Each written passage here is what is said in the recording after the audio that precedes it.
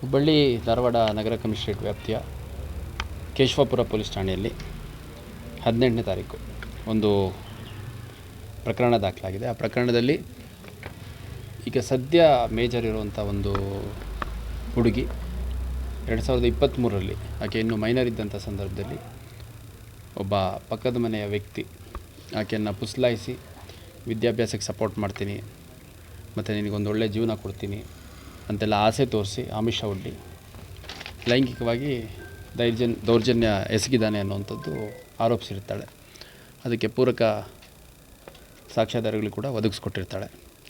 ಅದಾದಮೇಲೆ 18 ವರ್ಷ ಆಕೆ ಆದಮೇಲೆ ಮತ್ತು ಕುಂದಗೋಳದ ಒಂದು ದೇವಸ್ಥಾನದಲ್ಲಿ ಮದುವೆ ಮಾಡ್ಕೊಂಡಿದ್ದಾರೆ ಅನ್ನೋಂಥದ್ದು ಮಾಹಿತಿ ಬರುತ್ತೆ.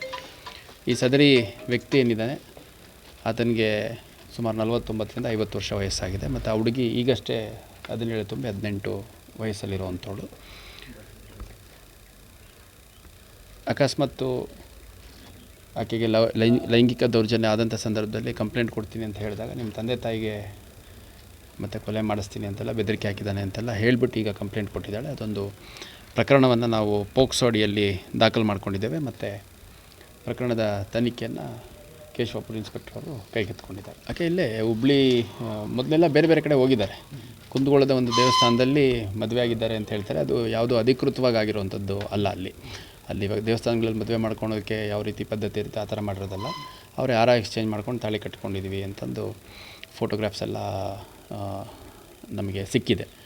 ಅದಾದಮೇಲೆ ಬೇರೆ ಬೇರೆ ಕಡೆ ಹೋಗಿದ್ದಾರೆ. ಬೇರೆ ಬೇರೆ ಕಡೆ ಹೋಗಿಬಿಟ್ಟು ನಂತರದಲ್ಲಿ ಫೈನಲಿ ಇಲ್ಲಿ ನಮ್ಮ ಗೋಕುಲ್ ರಸ್ತೆಯಲ್ಲಿ ಒಂದು ರೂಮ್ ಮಾಡ್ಕೊಂಡು ಅದರಲ್ಲಿ ವಾಸ ಮಾಡ್ಕೊಂಡಿದ್ರು ಅನ್ನೋಂಥದ್ದು. ಮತ್ತು ಆ ಹುಡುಗಿ ಭಾಳ ಸ್ಪಷ್ಟವಾಗಿ ನಿರಂತರವಾಗಿ ನನ್ನ ಮೇಲೆ ಲೈಂಗಿಕ ದೌರ್ಜನ್ಯ ಎಸಗ್ತಾ ಬಂದಿದ್ದಾನೆ. ಮತ್ತು ಇನ್ನೂ ನನ್ನ ಖಾಸಗಿ ವಿಷಯಗಳನ್ನ ಅಕಸ್ಮಾತ್ ನೀನು ಕೇಸ್ ಕೊಡೋದಾದರೆ ಹೊರಗಡೆ ಬಿಟ್ಟು ನಿನಗೂ ನಿಮ್ಮ ತಂದೆ ತಾಯಿ ಯಾರು ತಲೆ ಎತ್ಕೊಂಡು ಜೀವನ ಮಾಡಬಾರ್ದು, ಆ ಥರ ಎಲ್ಲ ಮಾಡ್ತೀನಿ ಅಂತ ಬೆದರಿಕೆ ಹಾಕ್ತಾಯಿದ್ದೆ. ಹಾಗಾಗಿ ನಾನು ಕನ್ಸಿಡರ್ ಮಾಡ್ತಾಯಿದ್ದೆ ಅನ್ನೋಂಥ ವಿಷಯ ಕೂಡ ಹೇಳಿದ್ದಾಳೆ.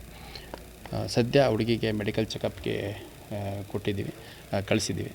ಮೆಡಿಕಲ್ ಚೆಕಪ್ ಮಾಡಿ ಮತ್ತು ಅವಳದು ಆರೋಗ್ಯ ಸ್ಥಿತಿ ಏನಿದೆ ಅಂತೆಲ್ಲ ಸಂಪೂರ್ಣ ತಪಾಸಣೆ ಮಾಡಲಿಕ್ಕೆ ಸದ್ಯ ಆಸ್ಪತ್ರೆಯಲ್ಲಿದ್ದಾಳೆ. ಪೇರೆಂಟ್ಸು ವಿರೋಧ ಮಾಡಿದ್ದಾರೆ ಈ ಥರದ್ದು ಆಗಬಾರ್ದು ಅಂತಂದು.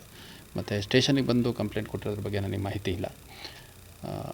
ಅವ್ರದ್ದು ಮದುವೆ ಆಗಿದೆ ಅಂತ ಗೊತ್ತಾದ ಮೇಲಂತೂ ಅವರು ಹುಡುಕಾಡಿದ್ದಾರೆ, ಅವರ ಹಂತದಲ್ಲಿ ಹುಡುಕಾಡಿದ್ದಾರೆ. ಆಮೇಲೆ ಯಾವುದೇ ಒಂದು ನಮ್ಮಲ್ಲಿ ಪ್ರಕರಣ ದಾಖಲಾಗಿಲ್ಲ. ಅದಾದಮೇಲೆ ಹುಡುಗಿ ಮದುವೆ ಆಗಿದೆ ಅಂತ ಸರ್ಫೇಸ್ ಆದಮೇಲೆ ಅವಳನ್ನ ಪೇರೆಂಟ್ಸ್ ಜೊತೆ ಸಂಪರ್ಕಕ್ಕೆ ಬಿಟ್ಟಾಗ ಹುಡುಗಿ ಹಳೆಯದೆಲ್ಲ ಕತೆ ಹೇಳಿದ್ದಾಳೆ. ಹಿಂಗೆ ಸುಮಾರು 1.5-2 ವರ್ಷದಿಂದ ನನಗೆ ನಿರಂತರವಾಗಿ ಲೈಂಗಿಕ ದೌರ್ಜನ್ಯ ನೀಡಿದ್ದಾನೆ ಅಂತಂದು. ಸೊ ಅದರ ಹಿನ್ನೆಲೆಯಲ್ಲಿ ಒಂದು ಪೋಕ್ಸೋ ಪ್ರಕರಣ ದಾಖಲು ಮಾಡಿಕೊಂಡು ಆರೋಪಿಯನ್ನು ಅರೆಸ್ಟ್ ಮಾಡ್ತಾರೆ.